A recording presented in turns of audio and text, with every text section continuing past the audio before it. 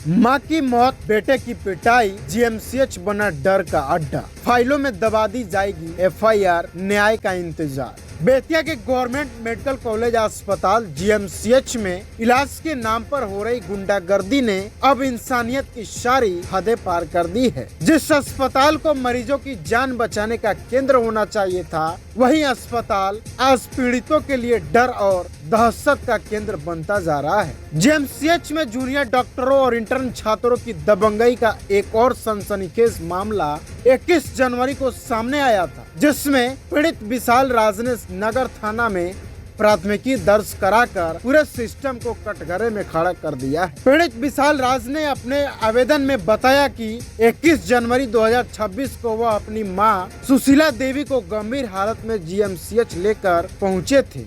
मरीज को oxygen mask लगाया गया था, लेकिन इसी दौरान एक डॉक्टर ने अचानक मास्क हटा दिया। जब बेटे ने अपनी मां की हालत को देखते हुए सवाल किया तो इलाज की जगह बहस शुरू हो गई। आरोप है कि जूनियर डॉक्टर ने अभद्र भाषा का प्रयोग किया और देखते ही देखते कई इंटर्न छात्र वहां इकट्ठे हो गए। पीड़ित का आरोप है कि सभी इंटर्न छात्रों और जूनियर डॉक्टरों के मुंह से शराब की तेज बदबू आ रही थी। इसके बाद जो हुआ, उसने पूरे अस्पताल प्रशासन की कार्यशैली पर सवालिया निशान लगा दिया। इलाज की जगह अस्पताल परिसर में गुंडागर्दी शुरू हो गई। विशाल राज और उनके भाई के साथ बेरहमी से मारपीट की गई, उन्हें घसीट कर पीटा गया और आरोप है कि इस दौरान सोने की चैन भी छीन ली गई। जिस वक्त बेटा अपनी मां की जान बचाने की गुहार लगा रहा था, उसी वक्त अस्पताल में मौजूद कथित डॉक्टर गुंडों की तरह हरकत करते नजर आए। इस पूरे घटनाक्रम के बीच विशाल राज की मां सुशीला देवी की मौत हो गई। मां की मौत के बाद बेटा सदमे में चला गया, खुद गंभीर रूप से घायल हो गया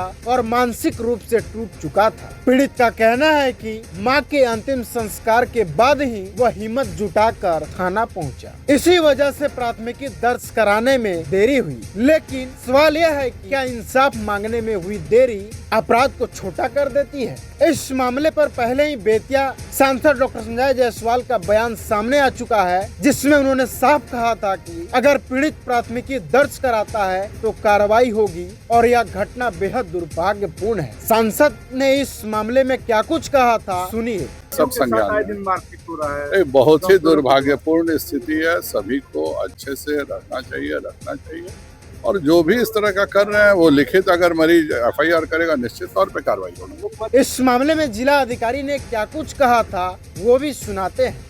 नहीं, ये वीडियो हमारे पास भी संज्ञान में आई है, तो इसमें क्या एक्चुअल में घटना हुई है तो जांच का विषय है, तो इसकी जांच करवाई जाएगी और अगर कोई दोषी होंगे कोई भी कर्मी तो उन पर कार्रवाई की जाएगी। पश्चिमी चंपारण के राजद एमएलसी सौरभ कुमार ने भी इस मामले में क्या कुछ कहा था, वो भी सुनिए। देखिए, ये बराबर जीएमसीएच को लेके बहुत सारी जो प्रॉब्लम हैं सामने आ रही हैं। कभी डॉक्टर की कमी से मौतें हो जा रही हैं, तो कभी जो जूनियर डॉक्टर हैं वो मरीजों के परिजन की पिटाई कर रहे हैं। तो इस तरह के बराबर इंसिडेंट्स आ रहे हैं। आज भी संज्ञान में आया है, हम लोग जिला अधिकारी को बोले हैं और ख़ास करके मैं इस बार सदन में जीएमसीएच को लेके काफ़ी प्रश्न किया हूँ और पूरी कोशिश करूँगा कि इसका निदान निकालूँ। और ये अभी तो जो भी प्रभारी बने हैं, खास हमारे पश्चिमी चंपारण के मंत्री जो प्रभारी मंत्री बने हैं वो स्वास्थ्य मंत्री हैं, तब हम जरूर उम्मीद लगाएंगे कि अब स्वास्थ्य मंत्री हैं और प्रभारी मंत्री भी हैं, तो अब शायद स्थिति सुधरे। तो इस स्थिति को हम उनके सामने रखेंगे और पूरी कोशिश करेंगे कि इसमें सुधार की जाए। लेकिन अब देखना यह है कि आखिर कब तक कार्रवाई होती है। सबसे बड़ा सवाल यह है कि आखिर जीएमसीएच में जूनियर डॉक्टरों और इंटर्न छात्रों की गुंडागर्दी पर लगाम क्यों नहीं लग रही? आए दिन मरीजों के परिजनों के साथ मारपीट की खबरें सामने आती है, वीडियो वायरल होते हैं, बयान दिए जाते हैं, जांच के आदेश होते हैं, लेकिन कार्रवाई के नाम पर सन्नाटा छा जाता है। क्या जीएमसीएच कानून से ऊपर है क्या सफेद कोट पहनते ही गुंडागर्दी करने का लाइसेंस मिल जाता है? अब हालात ऐसे बनते जा रहे हैं कि जिला प्रशासन, अस्पताल प्रशासन और पुलिस प्रशासन तीनों की भूमिका पर गंभीर सवाल उठ रहे हैं। जानकारों का कहना है कि यह प्राथमिकी भी कहीं ठंडे बस्ते में न चली जाए। क्योंकि कोई भी जूनियर डॉक्टर और इंटर्न छात्रों से पंगा नहीं लेना चाहता। एक दूसरे पर जिम्मेदारी डालकर पूरा सिस्टम अपनी गर्दन बचाने में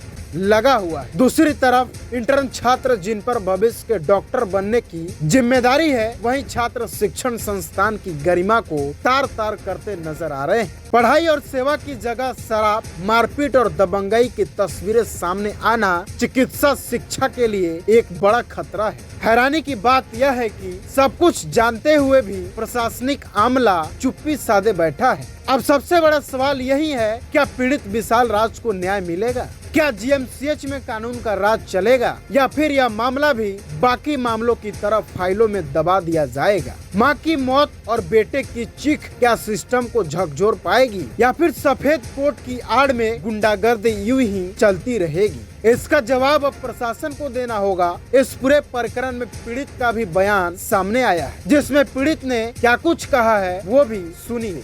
ये बेतिया जीएमसीएच का जो हमारे साथ मारपीट हुई थी, 50-60 जो जूनियर डॉक्टर थे, इंटर्नशिप के डॉक्टर थे, तो यही मामला है। तो इस मामले में हमने एफआईआर दर्ज करा दिया है और यहाँ के जो हमारे सांसद जी हैं, संजय जायसवाल जी और एमएलसी सौरभ कुमार, बोले थे एफआईआर दर्ज करने पे हम आपका सपोर्ट करेंगे, उन पर कार्रवाई करने की पूरी कोशिश करेंगे। तो हमें उम्मीद है जो भी आरोपी है उनको सीसीटीवी के माध्यम से पहचाना जाएगा, उनका नाम क्या है, कौन डॉक्टर हैं वो, और उन्हें खोज कर प्रशासन उन पर काम करेगी। और हमारे जो एसपी साहब हैं, वायरल वीडियो पे बहुत कार्य करते हैं।